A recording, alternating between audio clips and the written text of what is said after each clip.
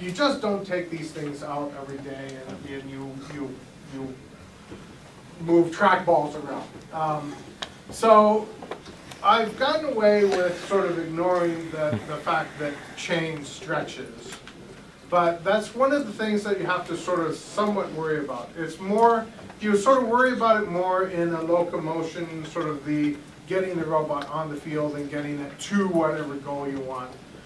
You have to sort of worry about the chain stretching. But in these, you know, in the 2046, did you worry about chain? Yeah, we had definitely. Yeah, you had to, oh yeah, there was that one, yes.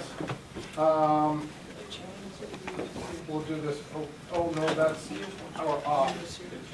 Yes. I'm gonna say watching their robot go up and down. That chain was fascinating to watch. How many feet of chain was that? About 20 feet on each side, yeah. So there's 26 feet of 25 pitch chain, and every single time they moved that, you swore it must have just jumped off, and yet there it just kept moving. Well, I was going to show you, yeah, go for it. One thing we did learn about chain is how much chain wrap you need around the drive sprocket. So I was going to show you the picture of it. So our drive sprocket was like this. The width of the chain was something like this. Which the book says is okay. It's not quite enough wrap, and what we found is that the sprocket would slip. And so what we had to do is put a device that pushed the chain up further this way, and then further this way to keep the sprocket from slipping off the chain. Your goal should be around 180 degrees of wrap. Something less than that, you need to really be careful, or it's going to jump off the chain. That's something you struggle with for days after. Yeah. The literature tells you a quarter of a sprocket, and it lies. Yeah, that won't work. Close to a half as you can get, it seems like. One of the things that if you're worried about chain, and if you could go this, belt drives. You probably have heard, I don't know, I can't remember who was talking about, oh, Andy Baker. Unfortunately, Andy is giving this. You're not in that class because it's during right now, but if you were in Andy's class, enjoying his lecture, you would probably be hearing about Gates timing belts and timing belts in general. And timing belts are something that do not stretch. So if you need something sort of critical, does not stretch, the timing belts. I have a current mentor who's just fanatical about encoders and getting everything right, and he just absolutely hates it when we have a chain going from the motor to the wheels. He just cannot stand that slop. And I'm thinking, you got to be kidding me. It's not Least that of much. your problems. Yeah, that's the least of your problems, Larry. Please get over it. But one of the things that he had us do is build the thing that goes from the encoder, or the motor and the encoder, down to the drive wheel out of a belt. And we did that just to get the slop out of that system. So any sort of critical sort of encoding, and it have to be at a certain point, you want to get slop out of the system. But again, these robots are here for about 10 hours of drive time, so slop in the system, not that critical. You know, the trouble is that he's doing a thing for the military of dropping like 30 tons out of airplanes at really high altitudes. And you kind of want sort of not have a sloppy system when you're dropping 30,000 tons of water into the desert, because I've seen the pictures of when he got it wrong, and those are kind of funny. Big craters in the desert. So with that, well, 5 minutes early. A question, right on, make it really slow. Well, I was going to comment on the lifting mechanisms part. You showed a 948 bot with the folding lift. With that one, we had to make sure that it was locked into place, because it was also using the gas springs to lift it. And so if something hit it at the top or whatever, it would fold back down, and that had the potential to have the cart come out of the track when it became disaligned. Okay. Oh, that was your robot? Yeah. Oh, right on, right on.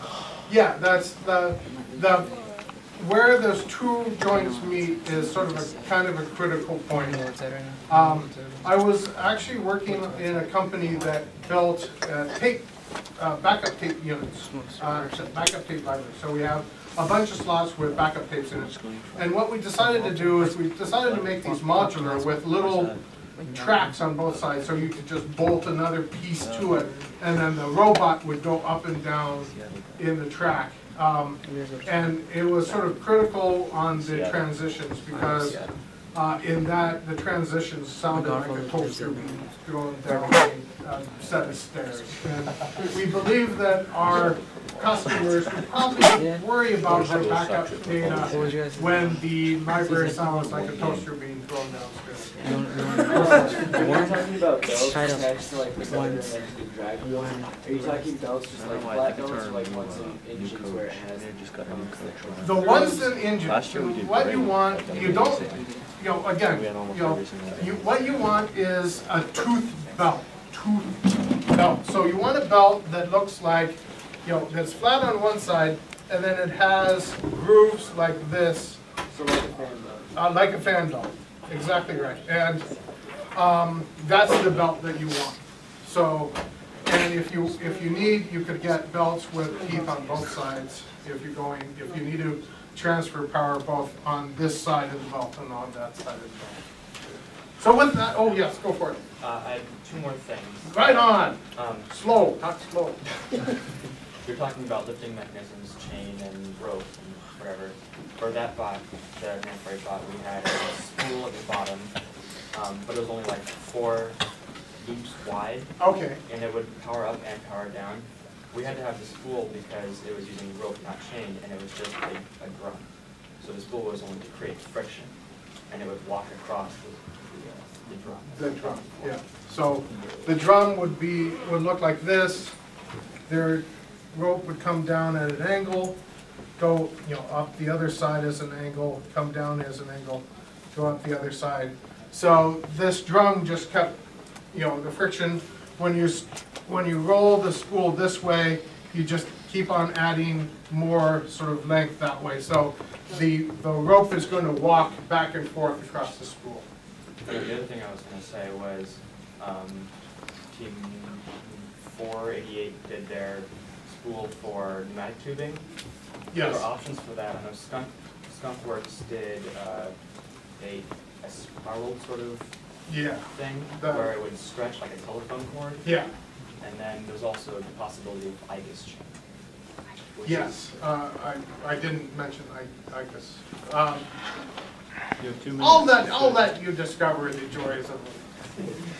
It's basically a cable chain. So what you do is you put the cable in between this chain, and you wrap it over, and then it keeps the cables from jamming into place. Well, thank you for suffering through this. Oh, no, stop.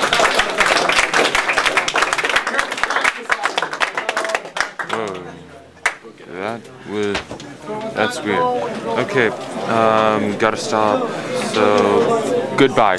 Sorry I went to the wrong thing.